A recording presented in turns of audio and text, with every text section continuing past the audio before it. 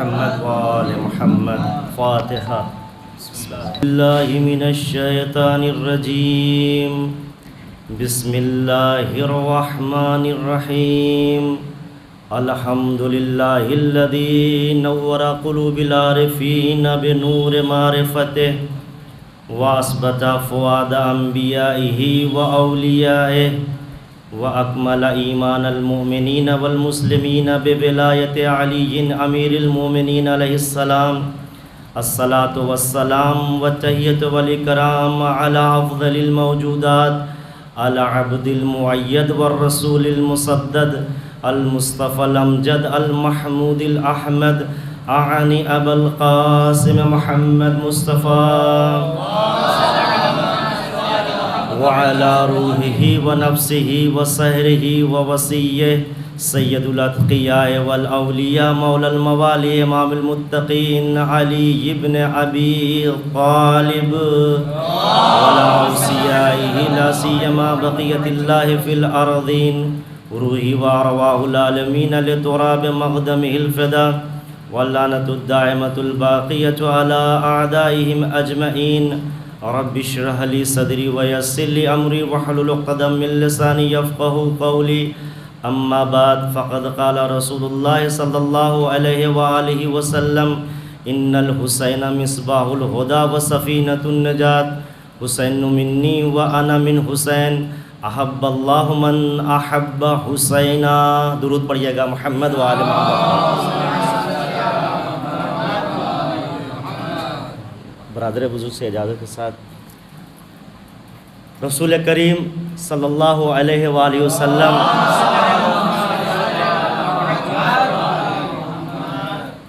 امام حسین علیہ السلام کے لیے ارشاد فرما رہے ہیں بے شک حسین ہدایت کا چراغ اور نجات کی کشتی. حسین مجھ سے ہے اور میں حسین سے ہوں. اس کے بعد کہتے ہیں کہ اللہ اسے دوست رکھتا ہے جو حسین کو دوست رکھے. یا جملوں کو بدل کے یہ کہا جائے کہ اس کا انشائیہ معنی کیا جائے اللہ تو اسے دوست رکھ جو حسین کو دوست رکھے. جیسا کہ آغا وحید خراسانی نے اپنی کتاب میں اس بات کو لکھا ہے کہ ہم اس احب اللہ کو جملہ خبریہ بھی لے سکتے ہیں اور جملہ انشائیہ بھی لے سکتے ہیں. اگر ہم اسے جملہ خبریہ لیں کہ کیا مطلب ہوا؟ خدا اسے دوست رکھتا ہے جو امام حسین کو دوست رکھے. تو اس پوری کائنات میں رسول سے بڑھ کر کوئی صادق نہیں ہے. اس پوری کائنات میں رسول سے بڑھ کر کوئی صادق نہیں ہے. اور اگر عزیزان محترم رسول کی یہ دعا ہے کہ اے پروردگار تو اسے دوست رکھ جو حسین کو دوست رکھے، تو اس کائنات میں کوئی ایسا نہیں ہے کہ جس سے بڑھ کر کسی اور کی دعا قبول ہو رسول سے جو بڑا ہو. یعنی جس کی دعا سب سے زیادہ قبول ہو وہ کون ہے؟ وہ رسول خدا صلی اللہ علیہ وآلہ وسلم ہے. درود پڑھیے گا محمد و آل محمد کا. لہذا عزیزان محترم رسول گرامی صلی اللہ علیہ وآلہ وسلم نے ہمیں نسخہ دے دیا ہے کہ اگر ہدایت چاہیے تو در امام حسین پر آنا پڑے گا، نجات چاہیے تب بھی در امام حسین پر آنا پڑے گا. لیکن عزیزان محترم یہ بتائیے کہ اگر ہمیں چراغ سے ہدایت لینا ہے تو کیا ہم دور سے اسے تکتے رہیں تب وہ ہمیں فائدہ پہنچائے گی یا پہنچائے گا، یا ہم اس کے قریب جائیں؟ انصاف سے بتائیں، چراغ سے اگر ہمیں اس کی روشنی سے اس کی ضیاء سے فائدہ لینا ہے تو ہمیں اس کے قریب جانا پڑے گا. اگر ہمیں امام حسین علیہ السلام کی زندگی اور ان کے طرز فکر کو اپنانا ہے تو ہمیں ان کی سیرت کو اپنانا پڑے گا عزیزان محترم. اور میں مثال سے ایک بات واضح کر دینا چاہتا ہوں کہ دیکھیے اگر ہم میں سے کوئی آدمی عطر کی دکان پہ 10 منٹ بیٹھ جائے تو وہاں سے جب واپس آئے گا تو لوگ کہیں نہ کہیں اس کے جسم سے کوئی خوشبو محسوس کریں گے، کوئی اچھی مہک محسوس کریں گے۔ اسی طرح سے اگر کوئی شخص قصاب کی دکان پہ چلا جائے تو اگر جب وہاں سے پلٹے گا تو تھوڑا بہت اس کے بدن اور اس کے جسم سے گوشت کی بو آئے گی۔ عزیزان محترم، ہمارا معاشرہ نہ جانے کب سے فرش اعضائے امام حسین پر آ کے بیٹھ رہا ہے۔ ہر آدمی اپنی ایج کے اعتبار سے اندازہ لگائے کہ وہ کب سے وہ ذکر سن رہا ہے۔ آیا اس ذکر سننے کے بعد ہمارے کردار سے کردار اہل بیت کی بو آ رہی ہے یا نہیں آ رہی ہے؟ کردار امام حسین کی بو آ رہی ہے نہیں آ رہی ہے؟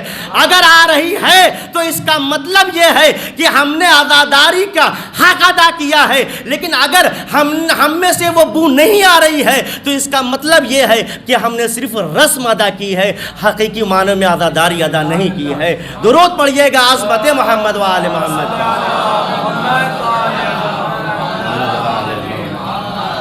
محترم، بے شک امام حسین علیہ السلام ہدایت کے چراغ ہیں، تو یہ فرش اعضا بھی اسی طرح سے ہدایت کا چراغ اور نجات کی کشتی ہے۔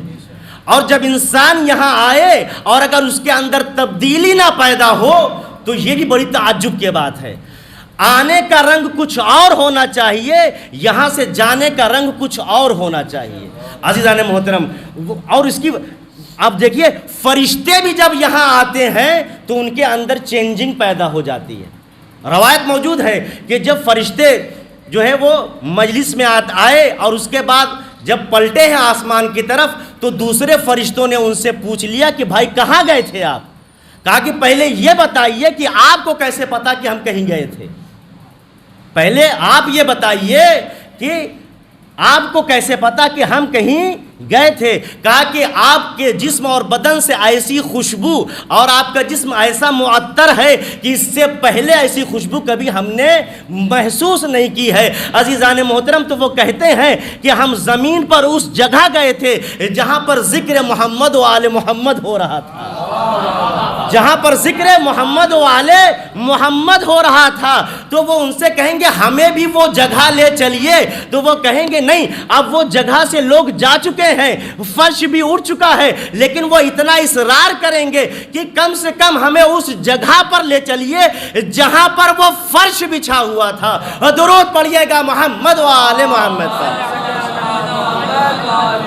لہذا عزیزان محترم، یہ ایام اعضا، یہ محرم، یہ اپنے میں عزیز بھائیوں کے لیے بزرگوں سے معافی کے ساتھ، یہ صرف اسٹیٹس بدل لینے کا نام نہیں ہے، صرف پروفائل چینج کر دینے کا نام نہیں ہے، یہ کردار کو بدلنے کا نام ہے، گفتار کو بدلنے کا نام ہے۔ عزیزان محترم، محرم میں صرف سفید لباس سے سیاہ لباس بدل لینا کافی نہیں ہے، بلکہ سیاہ کردار کو سفید کردار میں تبدیل کر دینا ہے، اپنے کردار میں چینجنگ لانا ہے۔ عزیزان محترم، تب صحیح معنوں میں ہم حقیقی معنوں میں اہل بیت اور امام حسین علیہ السلام کے محب کہلائیں گے۔ اور آپ پڑھتے رہتے ہیں مسلسل دعا میں، زیارتوں میں، اللہم جل محیای محیا محمد و آل محمد و مماتی ممات محمد و آل محمد۔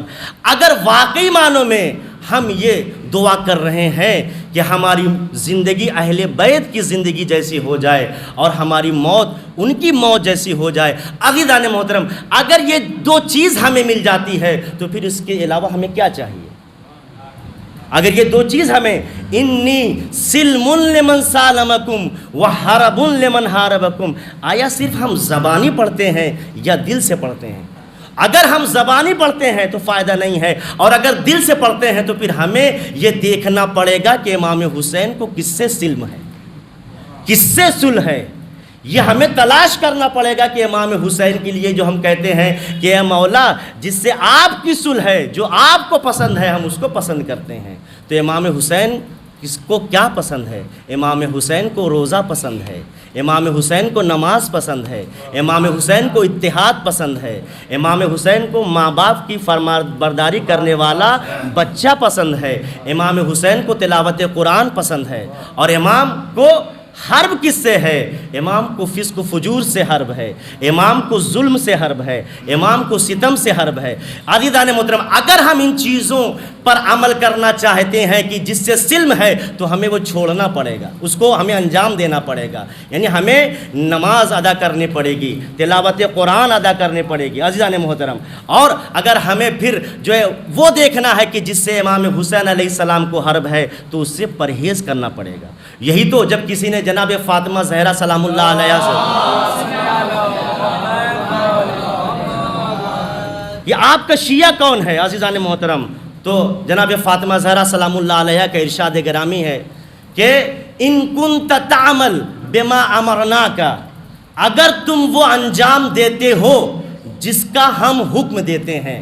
دیکھیے امرنا آپ جانتے ہیں یہ جمع کا صیغہ ہے، یعنی ہم اہل بیت جس کا حکم دیتے ہیں اگر تم اسے انجام دیتے ہو، اور کیا ہے وَتَنْتَهِي عَمَّا زَجَرْنَاكَ عَنْهُ، اور تم رک جاتے ہو اس چیز سے جسے ہم نے روکا ہے، اگر ایسا کرتے ہو فَأَنْتَ مِنْ شِيَّتِنَا، تو تم ہمارے شیعہ ہو، لیکن اگر یہ ایسا نہیں کرتے وَإِلَّا فَلَا، تو تم ہمارے شیعہ نہیں ہو۔ تو عزیزان محترم، اگر ہم اہل بیت کے بتائے ہوئے راستے پر عمل کرتے ہیں تو واقعی معنوں میں ہم شیعہ ہیں، لیکن اگر ہم ان کی باتوں پر عمل نہیں کرتے تو ہم نام کے محب ہو سکتے ہیں، ہم صرف نام کے محب، اور دعویٰ بغیر دلیل کے قابل قبول نہیں ہوتا ہے۔ دنیا کی وہ عدالت جہاں دن بھر میں نہ جانے کتنے جھوٹ بولے جاتے ہیں، وہاں کوئی کیس بغیر دلیل اور برہان کے ثابت نہیں ہوتا، تو وہ خدائی عدالت جہاں جھوٹ کا گزر نہیں ہوگا، وہاں اگر آپ دعویٰ کریں گے بغیر دلیل کے ساتھ تو وہ دعویٰ قابل قبول نہیں ہوگا۔ درود پڑھیے گا محمد و آل محمد۔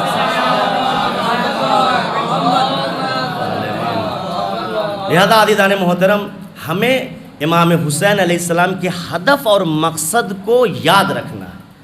یہ سب سے اہم چیز ہے عزاداری میں، کہ ہم امام حسین کے مشن اور ہدف کو یاد رکھیں، کس لیے امام حسین علیہ السلام نے یہ قدم اٹھایا، کہ کس لیے اپنے گھر والوں کو، اپنے بچوں کو، عورتوں کو لے کر گئے ہیں۔ عزیزان محترم، جب دین پر بات آ جائے، جب مذہب پر بات آ جائے تو پھر انسان پر واجب ہو جاتا ہے کہ وہ نکلے، پھر وہ نہیں دیکھتا ہے کہ اس کے ساتھ بچے جا رہے ہیں، بوڑھے جا رہے ہیں یا عورتیں جا رہے ہیں، پھر تقیہ کی جو ہے وہ حالت نہیں رہتی انسان کی۔ عزیزان محترم، امام حسین علیہ السلام کی وہ شخصیت ہے کہ جسے رسول خدا صلی اللہ علیہ وسلم نے 12 لوگوں کے درمیان پہچنوایا ہے، ھذا حسین فارفو، یہ حسین ہے، اسے پہچانو۔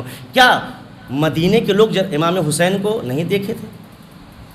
کیا نہیں دیکھتے تھے؟ کاندھے پر سوار ہیں، کبھی سجدے میں ہیں، کبھی خطبہ توڑ کے جا کے اٹھا کے لے کے آتے ہیں۔ کیا وجہ ہے عزیزان محترم کہ رسول بار بار جو ہے پہچنوا رہے ہیں، بتانا چاہتے ہیں کہ آدم سے لے کر مجھ تک جو تمام انبیاء کی خدمات کو بچانے والا ہے یہی حسین ہے، جو تمام انبیاء کی خدمتوں اور زحمتوں کو بچائے گا کربلا کے میدان میں، یعنی آدم کی آدمیت کو جو بچائے گا، موسیٰ کی حیبت کو جو بچائے گا، موسیٰ کی حیبت کو جو بچائے گا، عیسیٰ کے زہد کو جو بچائے گا، ابراہیم کی خلت کو جو بچائے گا، وہ امام حسین علیہ السلام ہے۔ درود پڑھیے گا محمد و آل محمد کا۔ لہذا عزیزان محترم، اتنا اہتمام ہے امام حسین علیہ السلام کے لیے۔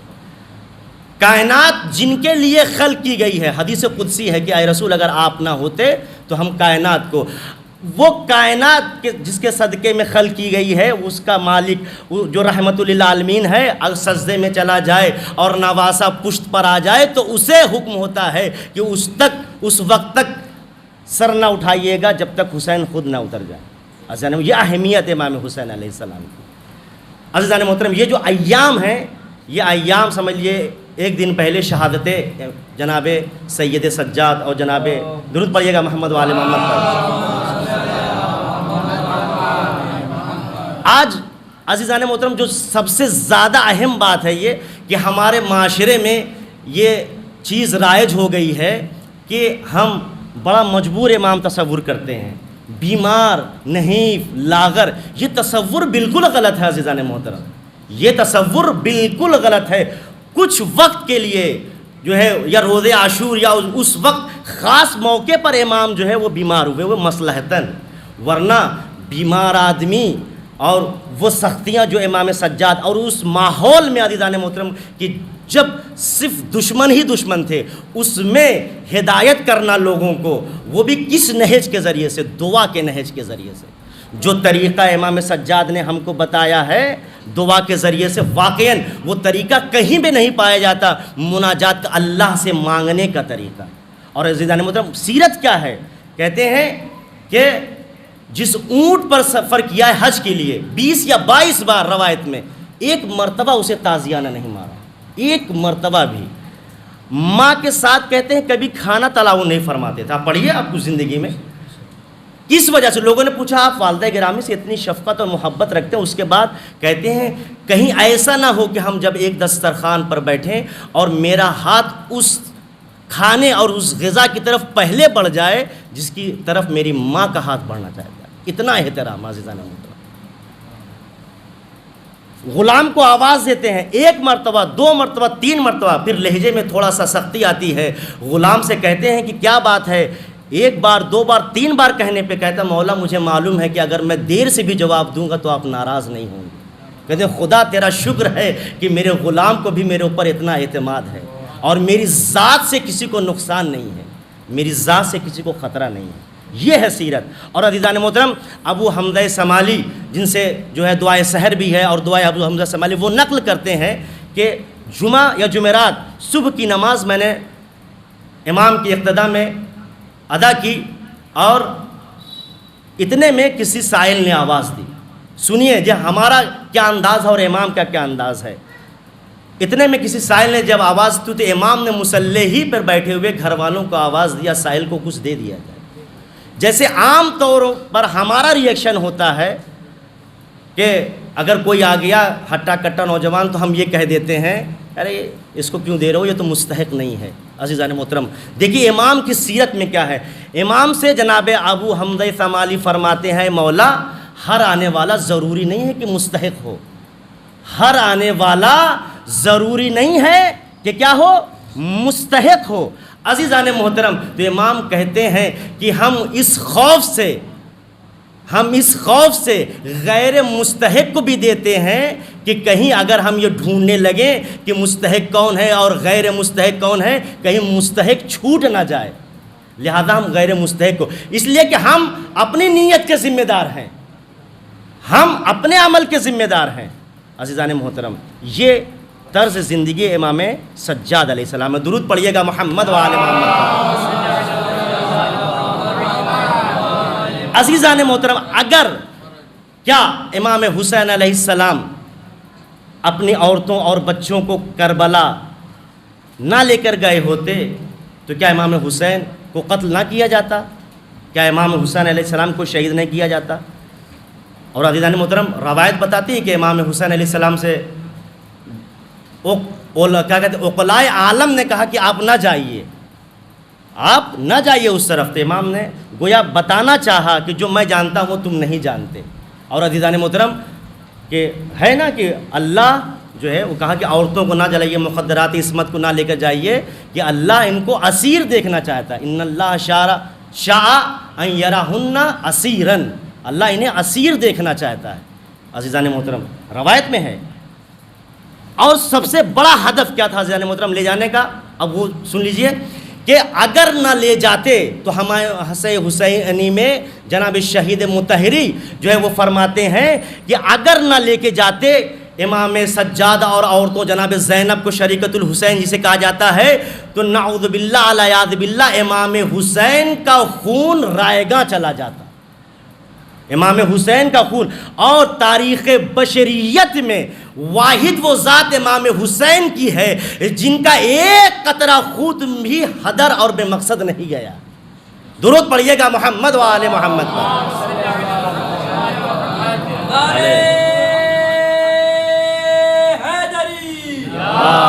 حسینیہ زندہ باد، حسینیہ زندہ باد،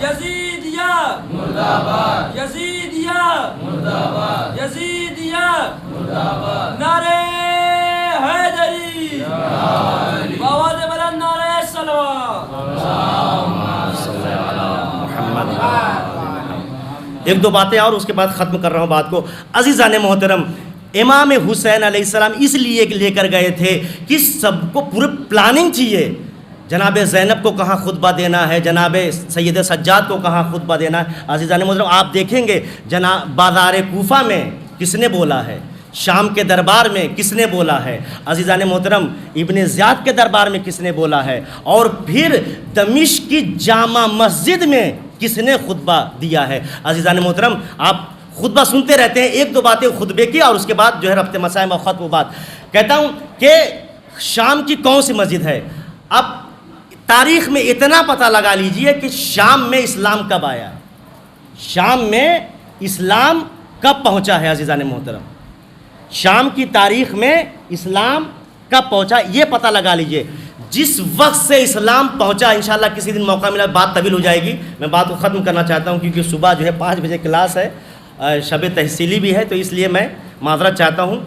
بس اتنا آپ دھیان رکھیے کہ کب سے، جب شام میں اسلام پہنچا تب سے لے کر تقریباً 46 سال تک جو ہے اسلامی حکومت رہی ہے، اور آخر میں جو حکومت رہی ہے وہ معاویہ کی حکومت رہی ہے. اچھا، پہلے اس جیسا قانون نہیں تھا.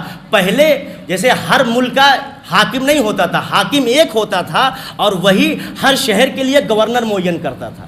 عزیزان محترم، وہی ہر جو ہے شہر کے لیے وہ کیا ملک کے لیے کیا کرتا تھا، گورنر معین کرتا تھا. آخر میں یعنی کیا مطلب ہوا، 46 سال تک شام کے اندر حکومت اسلامی رہی ہے، اور یہ حکومت مکمل طور پر وہ حکومت تھی کہ جو دشمن بنی ہاشم اور دشمن مولا کائنات تھی. عزیزان محترم توجہ کا طالب، 46 سال کی حکومت. اب آپ تاریخ سے پوچھئے جو امام سجاد نے خطبہ دیا ہے وہ کتنی دیر کا خطبہ دیا، توجہ کا تعلیم ہو، وہ کتنی دیر کا خطبہ دیا ہے. تاریخ بتائے گی 30 منٹ، 35 منٹ، 40 منٹ، 45 منٹ. 40-45 سال کی پوری محنتوں کو امام سجاد نے 40-35 یا 45 منٹ کے خطبے میں پورا چینج کر دیا ہے. عزیزان محترم، اس ماحول کو جہاں پر مولا کائنات کو منبر سے یہ کہا جاتا تھا نعوذ باللہ کہ وہ جو ہے نماز نہیں پڑھتے، ان کے اوپر سب و شتم کیا جاتا تھا، اور اسی جامع مسجد میں جو خریدے ہوئے خطیب کو لا کر بنی امیہ کی تعریفیں کی گئیں اور اس کے بعد بنی ہاشم کو برا بھلا کہلوایا گیا. عزیزان محترم، اس پوری جو ہے منظر کو جناب سید سجاد نے بدل دیا. یعنی موقع کو جو ان کے اوپر استعمال کرنا تھا اسی موقع سے ان کے اوپر قیام کر دیا. اور عزیزان محترم، ایسا قیام ہوا کہ یزید کا جو بیٹا معاویہ تھا، جب مولا نے کہا کہ اجازت دیجئے میں چلا جاؤں اس کے اوپر، تو کہہ رہا ہے کہ اجازت نہیں ملے گی. تو روایت یہ ہے کہ یزید کا بیٹا معاویہ بھی ہے جس کا نام معاویہ ہے، وہ کہہ رہا ہے کہ بابا ایک بار اجازت تو دے دیجئے. عزیزان محترم، تو یزید کہتا ہے کہ اگر ان کو اجازت دے دوں گا تو یہ اس وقت تک نہیں اتریں گے جب تک میری فضیحت اور آل ابو سفیان کی فضیحت نہ کر دیں. عزیزان محترم، اب وہ کیوں ڈر رہا ہے؟ وہ کہتا ہے کہ یہ اس گھرانے کے ہیں کہ جن کو علم اس طرح سے بھرایا گیا ہے جس طرح سے چڑیا اپنے بچے کو دانہ بھراتی ہے، چگاتی ہے. عزیزان محترم، اور ایک بات اور یہاں پر کہہ دوں، سنتے آئے ہیں، شاید یہ دوسرے نظریے سے ہو کہ مولا نے کہا کیا اذن لی یا یزید حتی اسعد هذه الاعواد، اس لکڑی کے ڈھانچے یا لکڑی پر چلا جاؤں. عزیزان محترم، بالکل یہی بات مولا کائنات نے بھی کہی تھی جب مسجد کوفہ میں آئے تھے. لوگوں نے ان سے کہا تھا یا علی ہم آپ کی بیعت کرنے آئے ہیں. توجہ کے طالب ہو، یہاں علی ہم آپ کی بیعت کرنے آئے ہیں. تو مولا کائنات نے یہ کہا تھا کہ کیا 25 سال پہلے مجھ میں کوئی کمی تھی، اب وہ پوری ہو گئی کہ اب آ رہے ہو؟ عزیزان محترم، کہ وہ کمی پوری ہو گئی ہے؟ کہا نہیں مولا، کمی تو ہمارے اندر تھی. تو پھر مولا نے کہا تھی اجازت تو جا کے اس لکڑی پر بیٹھ کے کچھ باتیں کروں. میں نے دست ادب جوڑا، اے مولا آپ اسے لکڑی کیوں بتا رہے ہیں؟ کہہ رہے ہیں کہ جو میں بول رہا ہوں وہی میرا بیٹا بھی بولے گا، پوتا بھی بولے گا. کیا مطلب؟ کہتے ہیں کہ وہ منبر ہے جس منبر سے ہمارے حق کا نمک ادا کیا جائے. اگر ہمارے حق کا نمک ادا کیا جائے تو ممبر ہے، لیکن اگر ممبر سے ہمارے حق کی ادائیگی نہیں ہو رہی ہے تو وہ صرف لکڑی کا ڈھانچہ ہے۔ درود پڑھیے گا محمد و آل محمد پر۔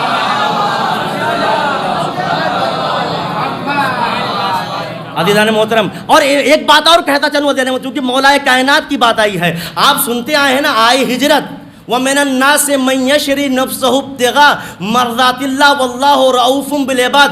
آخری بات اور ختم کر رہا ہوں بات کو عزیزان محترم، کیا ہے کہ مرضی خریدی ہے مولا کائنات نے شب ہجرت بستر رسول پر سو کر۔ جملہ آپ کے حوالے، یہی مجلس کا تبرک سمجھیے گا عزیزان محترم، مرضی کس نے خریدی ہے؟ مولا کائنات نے۔ مرضی کس نے خریدی ہے؟ مولا کائنات نے۔ بیٹے کو حق ہے باپ کے مال میں، باپ کی جو جائیداد ہے اس میں کیا کرے؟ حق کے تصرف ہے اس کو عزیزان محترم، وہ اس کو صرف کر سکتا ہے، وہ اس کو یوز کر سکتا ہے، اس کو اتھارٹی ہے، اس کو حق ہے عزیزان محترم۔ جب راہب آیا ہے رسول خدا کے پاس اور رسول خدا نے کہا ہے کہ تیرے پاس بیٹا نہیں ہے، اور وہ پلٹ کے جانے لگا، چھوٹے شہزادے جب وہاں پر آئے ہیں پوچھا کیا بات ہے، تو کہا کہ ایسی ایسی بات ہے۔ اگر امام حسین یہ کہہ دیتے کہ تیری قسمت میں بیٹا نہیں ہے میں دے رہا ہوں، تو یہ معصوم میں ٹکراؤ ہونے والی بات تھی، یہ معصوم کے قول میں ٹکراؤ ہوتا، لیکن امام حسین نے یہ نہیں کہا نانا کے پاس آؤ۔ نانا کے پاس آن کے کہتے ہیں اے نانا میں دعا کر رہا ہوں، آپ آمین کہیے۔ اگر دعا کرنے والا حسین جیسا ہو اور آمین کہنے والا رسول خدا جیسا ہو تو پھر وہ دعا کیوں نہ قبول ہوگی؟ اور چونکہ مرضی جناب مولا کائنات میں امام حسین کو حق ہے کہ اس کا استعمال کریں، لہذا راہب کو ایک نہیں 7 بیٹے عطا کیے ہیں۔ درود پڑھیے گا محمد و آل محمد۔ اس سے بڑھ کر ایک انداز میں تھوڑا پڑھیے گا محمد و آل محمد۔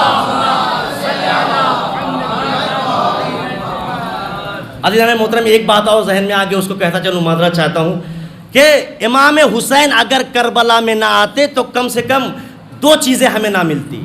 ایک وہ لشکر نہ ملتا جو موت کی تمنا کرے، عزیزان محترم دنیا میں وہ لشکر نہ ملتا جو موت کی تمنا کرے۔ آپ شب عاشور دیکھیے، جو فطری چیز ہے، جو نیچرل ہے، جو بالکل ایک دم طبیعی چیز ہے، اس سے ماورا ہٹ کے مائیں اپنے بچوں کی زندگی کی دعائیں کرتی ہیں، لیکن عزیزان محترم شب عاشور آپ دیکھیے، جانثار سب مرنے کے لیے آمادہ ہیں، یعنی کیا وہ لشکر نہیں ملتا۔ اور دوسرے یہ بات پتہ نہیں چلتی کہ زندگی کے لیے جسم ضروری نہیں ہے، زندگی کے لیے جسم ضروری نہیں ہے۔ اللہ جسم نہیں رکھتا لیکن حیات ہے، زندہ ہے۔ عزیزان محترم، امام حسین علیہ السلام نے نوک نیزہ پر تلاوت کر کے یہ بتایا کہ دیکھو یہ میں زندگی کے لیے جسم کا محتاج نہیں ہوں۔ عزیزان محترم، دنیا نے قرآن 2 مرتبہ بہت غور سے سنا ہے، توجہ کا تعلق، دنیا نے قرآن 2 مرتبہ بہت غور سے سنا ہے۔ ایک مرتبہ نازل ہونے سے پہلے جب مولا کائنات نے دست رسول خدا پر پڑھا ہے، اور ایک مرتبہ سرتن سے جدا ہونے کے بعد جب امام حسین نے نوک نیزہ پر سورہ کہف کی تلاوت کی ہے۔ امام حسین بتانا چاہتے ہیں حافظ کی تلاوت کا انداز اور ہوتا ہے، وارث اور محافظ کی تلاوت کا انداز اور ہوتا ہے۔ درود پڑھیے گا محمد و آل محمد۔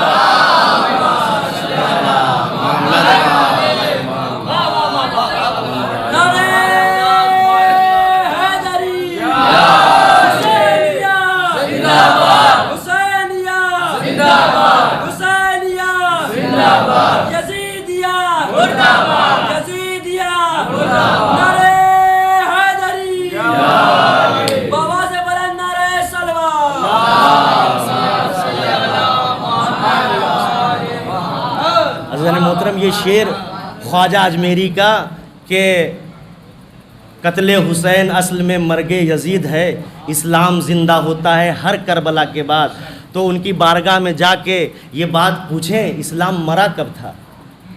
آپ یہ بتائیے اسلام مرا کب تھا عزیزان محترم؟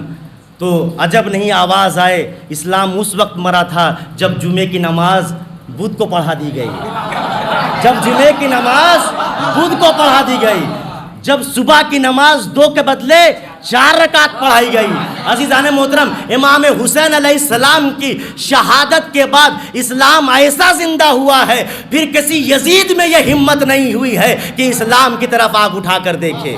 لہذا اسی بنا پر امام حسین علیہ السلام کی جنگ صرف یزید سے نہیں تھی، بلکہ ہر اس انسان سے تھی جس کے اندر یزیدی کردار پایا جاتا ہے، جس کے اندر یزیدی کردار پایا جاتا ہے۔ عزیزان محترم، کربلا کے بعد اگر کسی زمانے میں کوئی انسان یزیدی کردار والا آگے بڑھتا ہے تو اس زمانے میں وہ ایک ایسے شخص کو بھی ہونا چاہیے جو حسینی کردار لے کر آگے بڑھے، جو حسینی کردار لے کر آگے بڑھے۔ عزیزان محترم، اگر ایران کے مقابلے میں یزیدی کردار لے کر امریکہ آئے گا تو امام خمینی حسینی کردار لے کر آگے بڑھیں گے۔ عزیزان محترم، اگر لبنان کے مقابل میں اسرائیل یزیدی کردار لے کر آئے گا تو نصر اللہ حسینی کردار لے کر آگے بڑھیں گے۔ عزیزان محترم، اسی طرح سے اگر یمن کے مقابل میں سعودیہ یزیدی کردار لے کر آئے گا تو انصار اللہ حسینی کردار لے کر آگے بڑھیں گے۔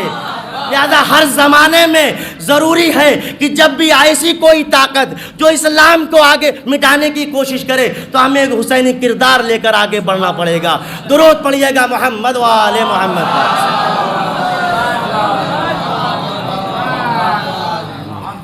ختم کر دی بات کو میں نے عزیزان محترم۔ یہ وہ ایام ہیں جو ایام شہادت امام سید سجاد زین العابدین سید الساجدین۔ کیوں کہا جاتا ہے عزیزان محترم ان کو سجاد؟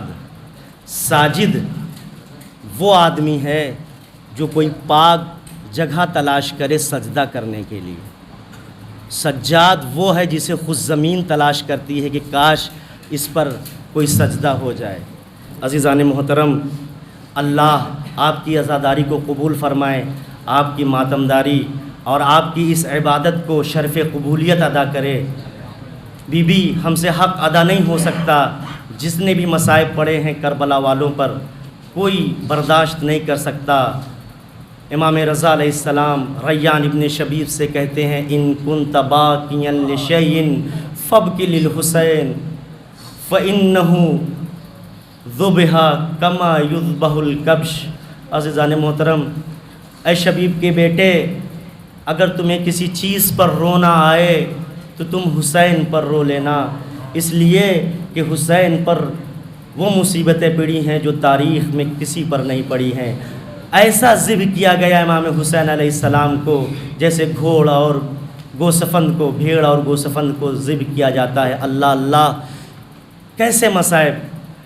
اللہ وہ دن کسی کو نہ دکھلائے جو جناب سید سجاد نے دیکھا ہے۔ امام بیٹا ہے، غیور بیٹا ہے، ہادی بیٹا ہے، رہنما بیٹا ہے، لیکن کتنا مجبور ہے عزیزان محترم، کہ تصور شرط ہے۔ مصائب پڑھنا بہت آسان ہے، لیکن جب احساس کریے گا تو واقعاً آپ احساس کریں تو حق کے گریہ ادا ہو جائے گا۔ آج ہم 1400 برس بعد جب وہ مصائب سنتے ہیں یا پڑھتے ہیں تو آنکھیں اشک بار ہو جاتی ہیں، لیکن وہ امام کیسے اس کے اوپر کیا بیت گئی ہوگی جس نے وہ منظر اپنی آنکھوں سے دیکھا ہوگا۔ باپ کا لاشا زمین گھر میں کربلا پہ پڑا ہوا ہے، بیٹا موجود ہے لیکن اتنا مجبور ہے کہ ہاتھوں میں ہتھکڑیاں ہیں، ارے پاؤں میں بیڑیاں ہیں، گلے میں خاردار توق ہے، لیکن اتنا مجبور ہے کہ اپنے باپ کو کفن بھی نہیں دے سکتا۔ جناب زینب نے جناب سید سجاد کو دیکھا، اے بیٹا سید سجاد، کیا تم بھی اس غربت کے عالم میں ہمارا ساتھ چھوڑ دو گے؟ اے پھوپھی اماں، کیا آپ نہیں دیکھ رہی ہیں ان ناملعونوں نے ان ملعونوں نے اپنے کشتہ نامراد کو تو دفن کر دیا ہے، لیکن نواسہ رسول ارے جناب امام حسین کا لاشا جلتی ہوئی ریگزار کربلا پر پڑا ہوا ہے۔ اللہ اللہ، خدا کسی بیٹے کو وہ منظر نہ دکھلائے۔ ارے لاش ہر قوم میں محترم ہوتی ہے، لاش کا احترام ہوتا ہے، جو مذہب کو نہیں مانتا وہ بھی لاش کا احترام کرتا ہے۔ اگر کسی روڈ پہ کسی جانور کا ایکسیڈنٹ بھی ہو جائے تو گاڑی والے جان بوجھ کر اس کے اوپر اپنا ٹائر نہیں چلاتے ہیں۔ کربلا میں کیسے مسلمان تھے بعد شہادت حسین؟ ارے گھوڑوں کی نال بندی ہو رہی ہے جناب سید سجاد، ارے زہرا کے لال کے لاشوں کو ارے گھوڑوں سے پامال کیا جا رہا ہے۔ اجرکم الزہرا، خدا آپ کو کوئی غم نہ دے سوائے غم سرکار سید الشہداء کے۔ کون ہے امام حسین؟ کون ہے جناب سید سجاد؟ جناب علی اکبر کے عزادار ہیں، جناب عباس کے عزادار ہیں، ان سے بڑا کوئی عزادار نہیں ہے۔ 34-35 سال مسلسل گریہ کیا ہے، جب بھی کھانا پاس میں آتا ہے کربلا کا رخ کرتے ہیں، ہائے رے میرا بابا۔ جب بھی پانی سامنے آتا ہے کربلا کو رخ کرتے ہیں، ہائے رے میرا بابا پیاسا مارا گیا۔ روایت بتاتی ہے شام کی بازار میں جب بازاروں میں چلتے ہیں تو لوگ قصاب اپنی دکانوں پہ پردہ ڈال لیتے ہیں، پوچھتے ہیں اے بھائی اتنا بتا دے کیا ذبح کرنے سے پہلے تو نے اس جانور کو پانی پلایا ہے یا نہیں پلایا ہے؟ اے مولا ہم کسی جانور کو ذبح نہیں کرتے ہیں مگر جب کہ اس کے لیے پانی پیش نہ کر دیں۔ ہائے ہائے کیسا حسین پر ظلم ہوا ہے کربلا میں۔ اللہ اللہ، عزیزان محترم کربلا میں کیا بیت گئی۔ جناب عباس کے عزادار ہیں، جناب قاسم کے عزادار ہیں، جناب اون محمد کے عزادار ہیں، جناب سید سجاد۔ لیکن جب منحال پوچھتے ہیں اے مولا آپ کو زیادہ تکلیف کہاں ہوئی، زیادہ مصیبت کہاں پڑی، تو جناب سید سجاد کہتے ہیں الشام الشام الشام۔ ارے کیسی ظلم ہو گئے شام میں؟ کہتے ہیں کہ سب سے بڑا ظلم یہ تھا، سب سے بڑا ستم یہ تھا کہ ماں بہنوں کا بلوائے عام میں آنا، نبی کی بیٹیوں کا، علی کی بیٹیوں کا۔ ہائے رے میرا مولا، اللہ آپ کو کوئی غم نہ دے۔ آج آپ کو تابوت اٹھانا ہے اس غیور امام کا، اس صابر امام کا، ارے جس کو زہر سے شہید کیا گیا۔ روایت بتاتی ہے کہ جب مولا کو زہر دیا گیا اور مولا کے بدن میں زہر کا اثر ہونے لگا تو اب امام نے اپنے فرزندوں کو بلایا اور کہا کہ میرے نیچے سے یہ بستر ہٹا لیا جائے، میرے نیچے سے یہ گرم چیز ہٹا لی جائے، حسیر ہٹا لی جائے، چادر ہٹا لی جائے۔ لوگوں نے کہا، بیٹوں نے کہا اے بابا آپ کا جسم نحیف ہے، زہر کا اثر ہو گیا ہے، آپ کو تکلیف ہے۔ کہتے ہیں میں اس عالم میں بھی اپنے بابا کے لاشے کو فراموش نہیں کرتا۔ ارے میرے بابا کا جنازہ کربلا کے میدان میں 3 دن کا بھوکا اور پیاسا شہید کیا گیا تھا، کوئی کفن دینے والا نہیں تھا۔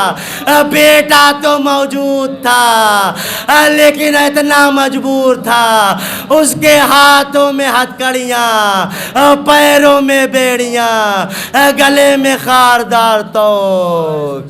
ہائے سجاد، ہائے سجاد، ہائے سجاد، ہائے سجاد، ہائے سجاد، ہائے سجاد، ہائے سجاد۔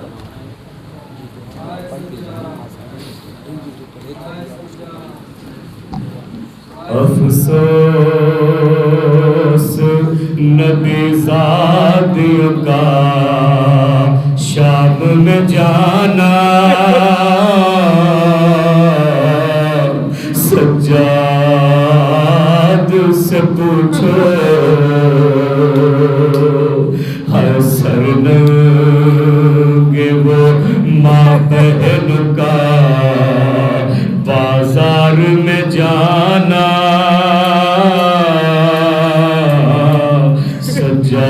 سجاد سے پوچھو ارے چھپتی تھی نبی زادی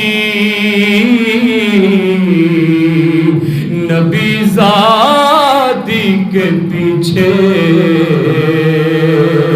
کس شرم و حیا سے اور شمر کا ان بیبیوں کے نام بتانا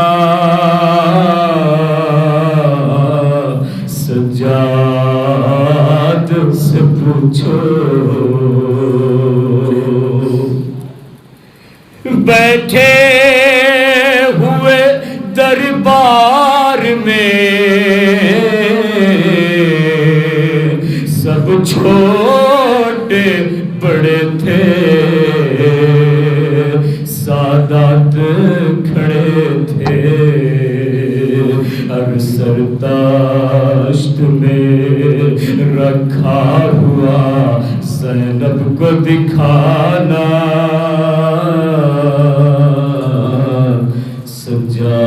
سجاد سے پوچھو